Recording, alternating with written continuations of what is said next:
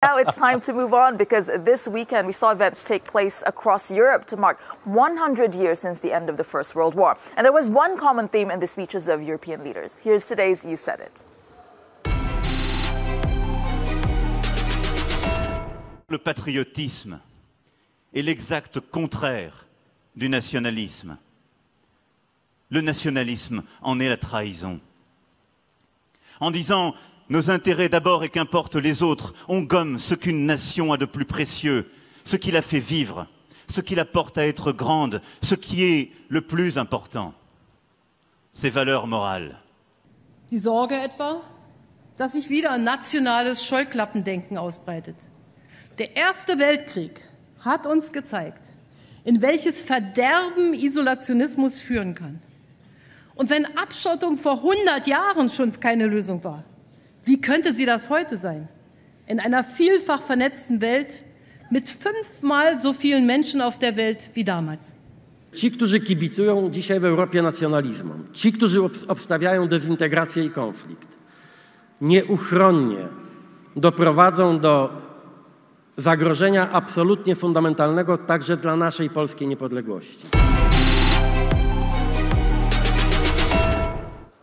Do you think they planned and took this opportunity to use the stage to talk about the same thing? I mean, it's no coincidence. They clearly did, and obviously Emmanuel Macron was speaking to both Donald Trump and President Putin when he was making those remarks on Armistice Day. I do think there's a slight element of irony here that we've got national leaders talking about nationalism during a time in which people, to commemorate a time when people give their ultimate sacrifice to the nation state, stood in front of flags representing the nation. So it could be a bit rich for Emmanuel Macron to start attacking Donald Trump about nationalism when he is doing that. I get the essence of what he's saying, but people could counter him slightly by saying that he is, in a sense, a European nationalist. Okay, if there's not a country called Europe at the moment, he may well like to see one. And so in that essence, what is one person's nationalism is another person's patriotism, or it's another form of extreme views in all of this. I look at, look at Scottish nationalism, for example. Lots of people don't see that as an extreme form view. People wanting to see Scotland as a nation. I think some would define it as there's an element of superiority in how some nationalism is defined. I see it slightly differently. Okay. But when I hear President Macron speaking and Angela Merkel speaking, I hear the voice of those that are trying to preserve the multilateral fora, which was developed after the Second World War. There was no EU flag that you could fight under before the Second World War took place. Now, today, who are the two people that are deconstructing the international world order? It's President Putin and President Trump working hand in glove. And you have then the Chinese coming on board because it's in their interests to make sure that a multilateral floor isn't the point doesn't exist. He was attacking President Trump's America First policy. But are we genuinely saying that Emmanuel Macron does not have a France First policy? Because if he did, or if he didn't, look at the Khashoggi murder by Saudi Arabia a few weeks ago.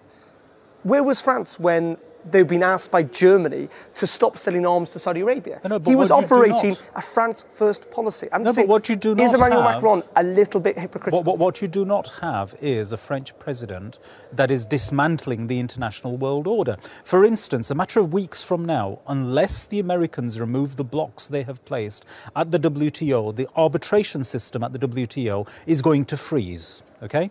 That is a fundamental dismantling of the international trading regime that we have in place. France is not doing that. Who is doing that? It's the Americans, backed up by the Russians. I mean, but he's also talking about a European army because he can't rely on America anymore. I'm just saying, nationalism can show itself in lots and lots of different ways, and Emmanuel Macron is putting Europe first. But I do want to raise another.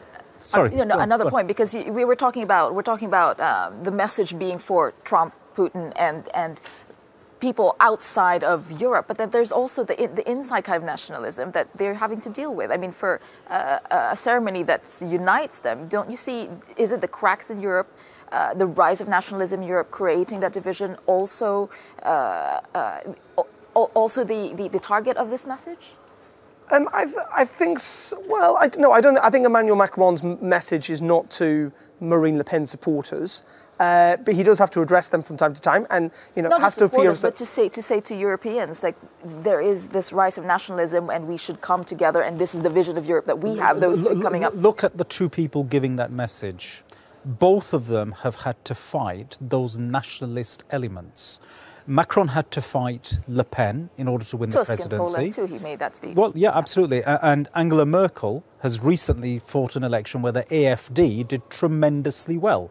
These are all nationalist forces. And then you spread out from that. You look at Hungary, you look at Poland, you look at Spain, what is happening there. You look at Holland, the situation that's emerging there. You look at the Brexit situation, and it all points in one direction. Or you look at the French government, who are turning away refugee boats and saying to them and refusing to let them dock. Again, what is that? I don't know. If that wasn't happening in France, Emmanuel Macron might well say, well, that is French nationalism expressing itself. I'm just slightly critical of this sense that, yes, is he very pro-European? Yes, he is. Almost to the point where he is, would be described as a nationalist if there was such a thing as a European country. But second of all, is he not being a little bit hypocritical here? That he keeps talking about being multilateral, including other people. But you find him going his own way on some issues. Yeah, apart from when actually he needs to protect his own political interests, and he's very willing to put his nation state. Right, quick last word from you, Sajjad. Is that not what European leaders have done ever since the European Union existed? I agree. The EU has been a punchbag for them. Anything good that it delivers, they claim for themselves. Any negatives that ever come out of policy making, immediately are put at the doorstep of, this is a la carte Europe. It can't carry on like this. Well, there you have it. I think that's going to be a longer conversation. It is. I don't feel like it has stopped. We're not going to settle it in 5 minutes, I promise.